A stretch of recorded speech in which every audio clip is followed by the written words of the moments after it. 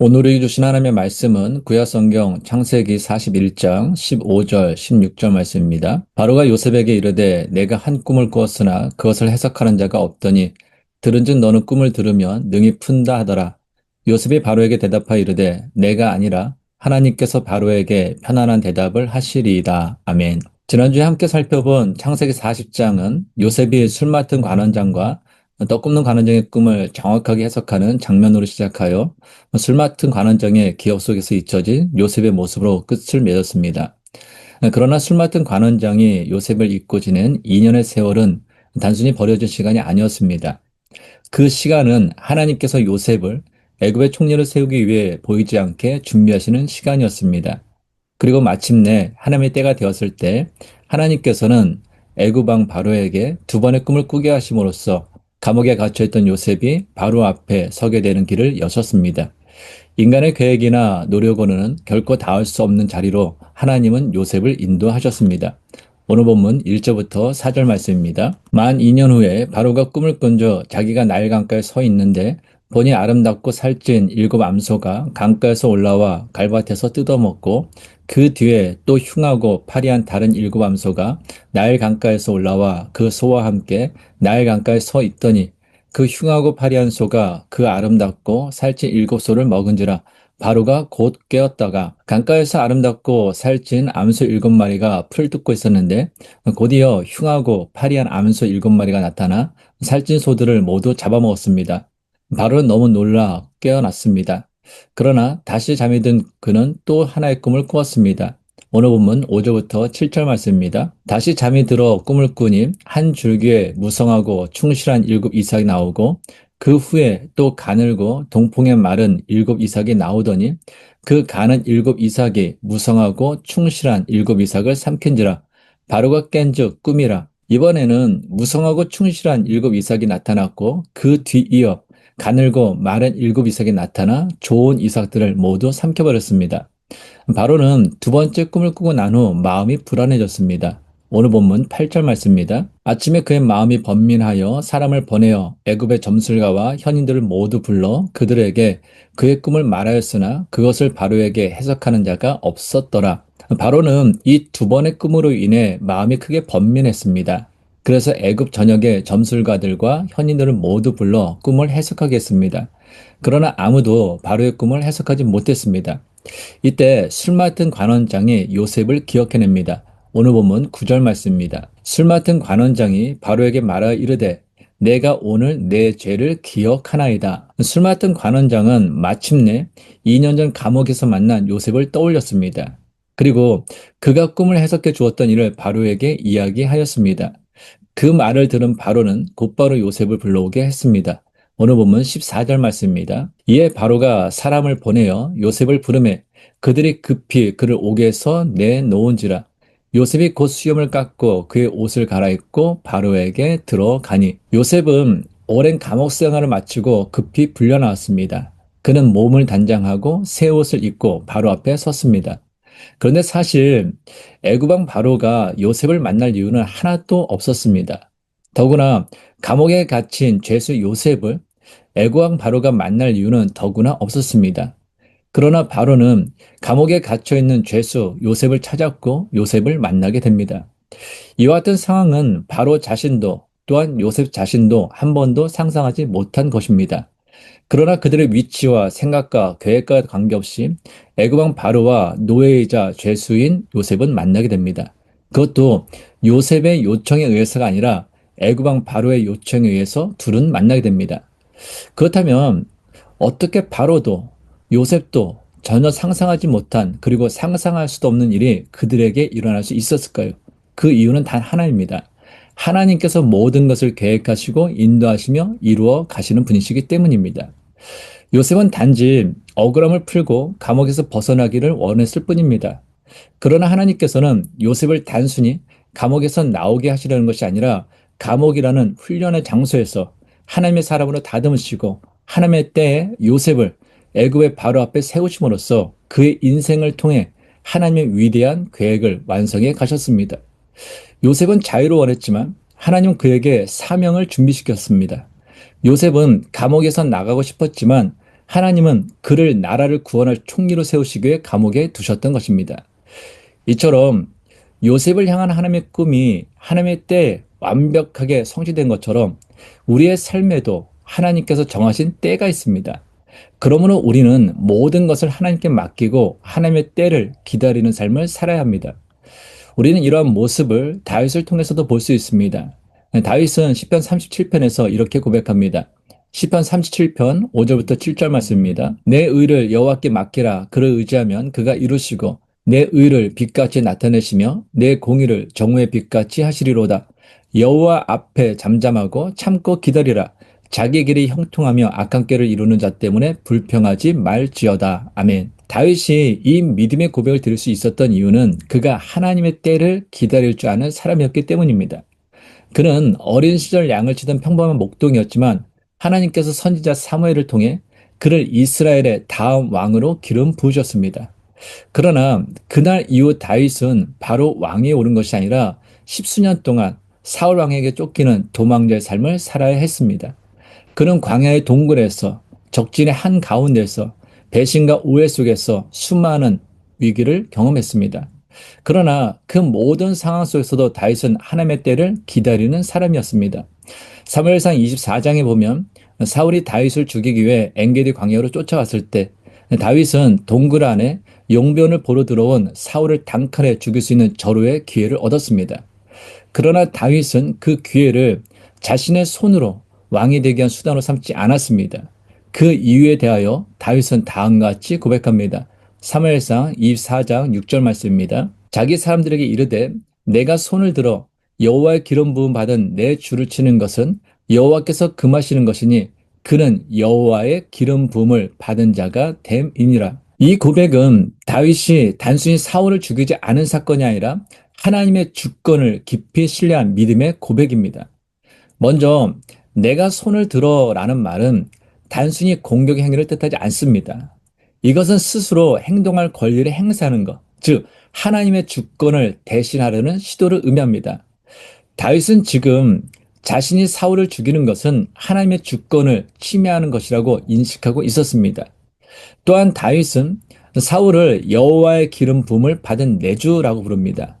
그는 이미 다음 왕으로 기름 부음을 받았지만 여전히 사울을 하나님이 세우신 왕으로 인정했습니다. 그 말 속에는 하나님께서 세우신 질서와 권위에 대한 경외심이 담겨 있습니다. 다윗은 인간 사울의 악함보다 그를 세우신 하나님의 손을 더 두려워했습니다. 그리고 여호와께서 금하시는 것이니라는 고백은 다윗이 단순히 도덕적으로 참았다라는 뜻이 아니라 하나님의 말씀에 대한 절대적 순종을 보여줍니다. 그는 상황보다 말씀을 높였고 자신의 판단보다 하나님의 뜻이 옳다는 확신 속에 멈출 줄 아는 믿음을 보였습니다. 마지막으로 그는 여호와의 기름 부음을 받은 자라는 말 속에는 하나님의 때를 기다리는 신앙이 담겨 있습니다. 다윗은 자신이 왕이 되는 날이 반드시 올 것을 알고 있었습니다. 그러나 그 날은 자신이 만드는 날이 아니라 하나님께서 정하시는 날임을 믿었습니다. 그래서 하나님이 사울을 세우셨듯이 사울을 낮추실 때도 하나님께 맡겼습니다.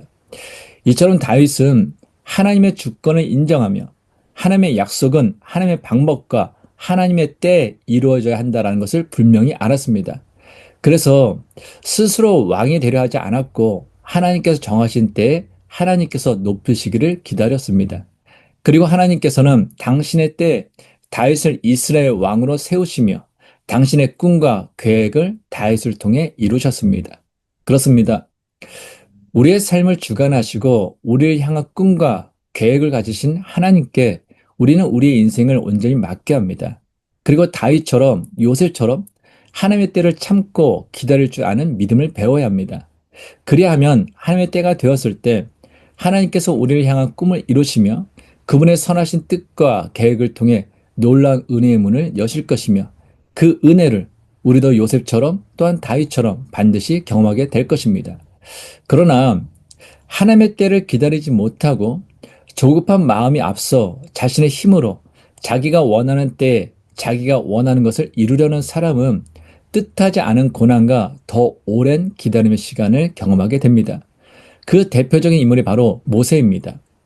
모세는 애굽왕 바로의 궁에서 자라며 어린 시절부터 자신의 민족이 노예로 고통받는 모습을 보며 마음이 불타올랐습니다. 그는 막연히 하나님께서 자신을 통해 이스라엘을 구원하실 것이라 느끼고 있었습니다. 그 마음 자체는 틀리지 않았습니다. 그러나 문제는 그가 하나님의 때와 하나님의 방법을 기다리지 못했다라는 것입니다.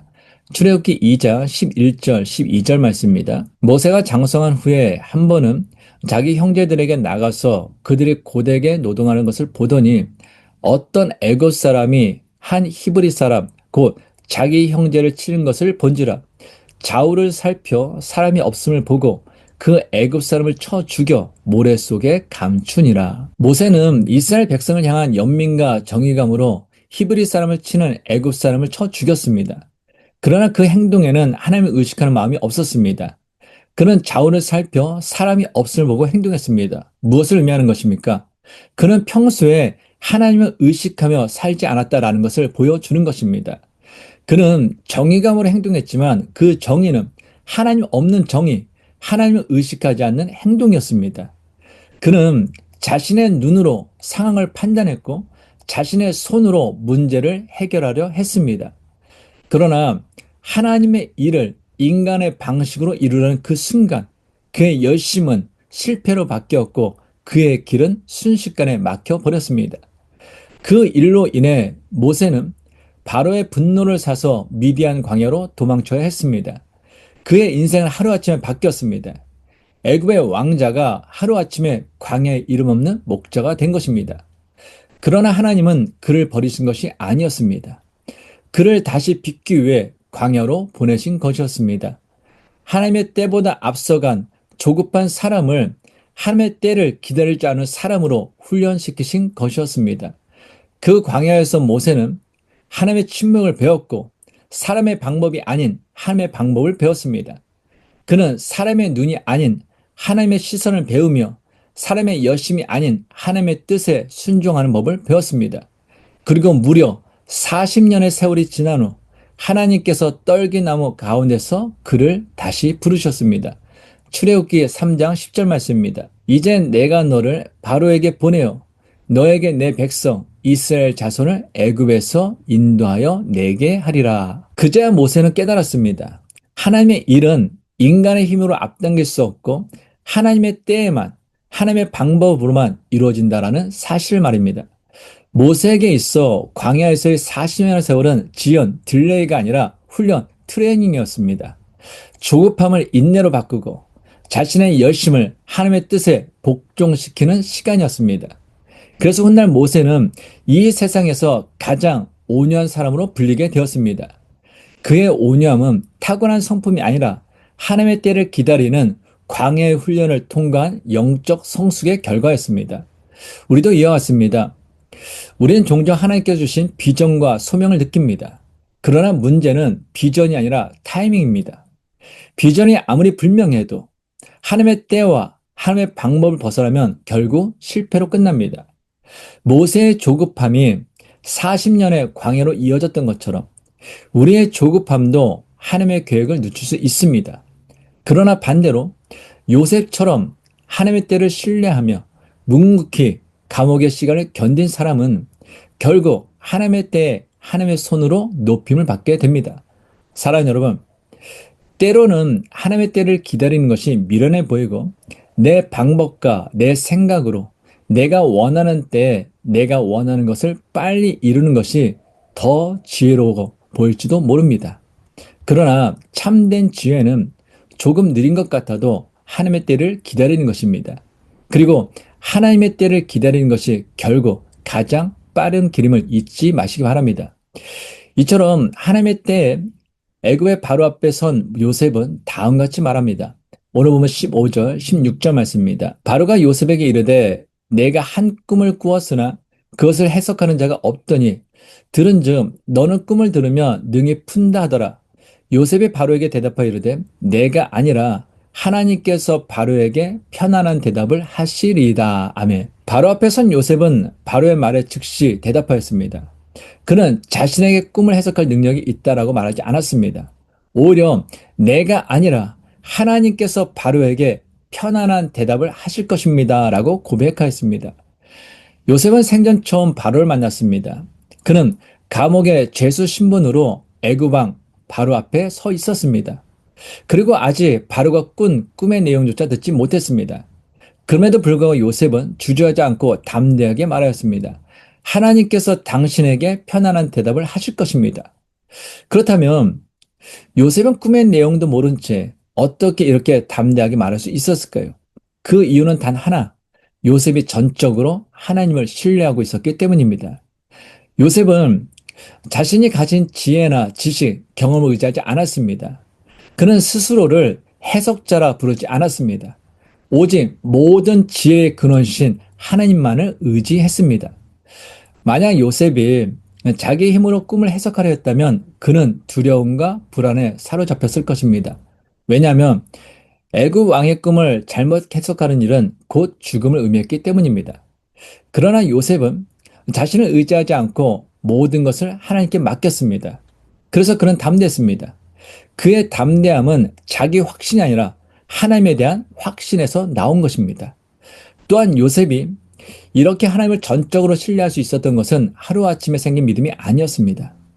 그 믿음은 지난 13년의 눈물과 훈련의 시간 속에서 세워진 것이었습니다.